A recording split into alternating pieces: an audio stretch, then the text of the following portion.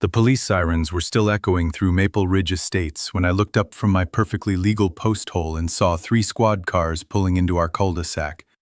Keeping my hands visible and movements slow as the officers approached, their faces betraying that particular blend of confusion and mild annoyance that only comes from responding to a call they already suspected would be ridiculous.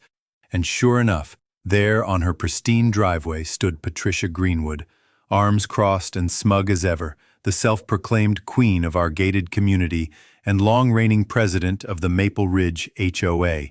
And just 5 minutes earlier, I had been peacefully installing a flagpole holder beside my mailbox, enjoying the morning, when Patricia stormed over in her designer velour tracksuit, face red with righteous indignation, demanding to know what I thought I was doing. And when I explained I was putting up a flagpole with full permits and a county-approved plan, she accused me of unauthorized excavation, threatened me with HOA rules, and despite my calm explanation and folder of documents showing everything was legal and permitted,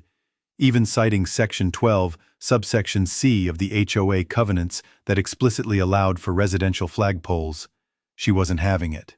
declaring her superior knowledge of the bylaws after 8 years as president before whipping out her phone and theatrically dialing 911 to report an aggressive neighbor performing illegal excavation.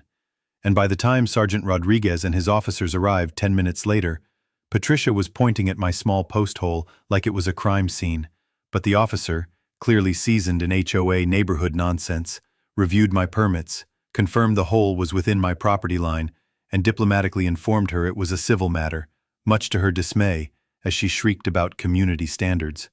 to which Rodriguez politely but firmly replied that she could take it up with the HOA board. And as the police drove away, Patricia shouted that this wasn't over, warning me about the Monday board meeting, a threat that prompted me to do what I should have done earlier, research Patricia Greenwood herself.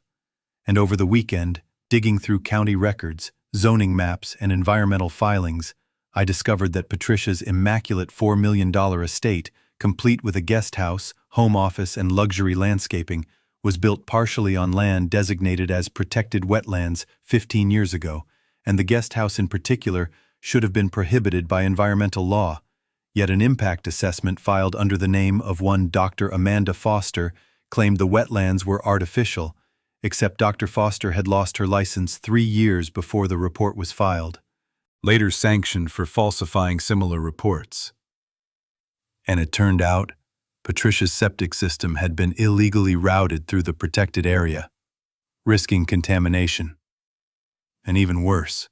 her home office building lacked commercial permits required for business use in a residential zone.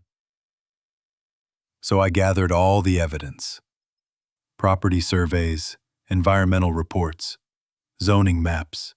contractor permits, and presented them to Jennifer Walsh at the County Environmental Compliance Office, who reviewed my findings, confirmed the inconsistencies, and scheduled an emergency inspection for Thursday, during which a convoy of county vehicles, inspectors, legal counsel, and testing crews descended upon Maple Ridge Estates, with Patricia emerging in a bathrobe and slippers attempting to halt the inspection and proclaiming her full compliance. But the team immediately found multiple violations: the guest house built illegally over protected wetlands, the septic system leaching untreated waste into sensitive habitats, the unlicensed commercial building in violation of zoning laws. And by Friday,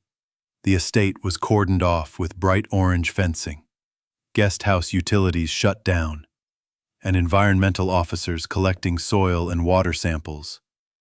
as county legal notices stacked up on Patricia's door. And when the HOA held an emergency meeting Saturday, a weary board admitted the county would hold the entire HOA liable for damages, unless they could prove Patricia acted alone, revealing that she'd also embezzled HOA funds to pay for parts of her illegal construction by disguising them as emergency community improvements.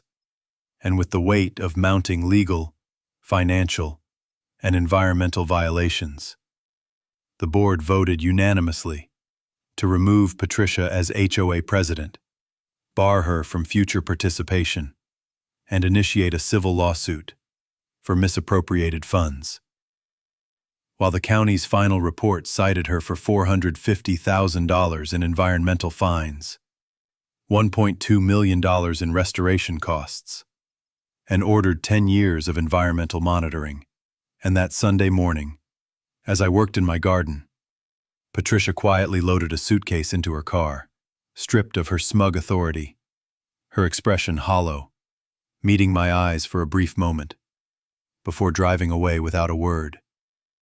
leaving behind her cordoned estate, now a cautionary tale, wrapped in environmental fencing and legal notices, while Jennifer Walsh stopped by to thank me for bringing the violations forward, noting that catching cases like these was why environmental protections existed. And as the sun set over Maple Ridge, I smiled at the sight of my perfectly legal flag, fluttering proudly from its 8-foot pole. A simple weekend project that had exposed years of fraud, corruption, and environmental crime, while by Monday morning a for sale sign went up on Patricia's estate. And by Tuesday, she was formally charged with environmental fraud, misappropriation of HOA funds, and faced over $675,000 in fines and up to 3 years in prison, served with papers at a temporary apartment across town, where witnesses said she silently took the documents, closed the door, and disappeared from the Maple Ridge community for good.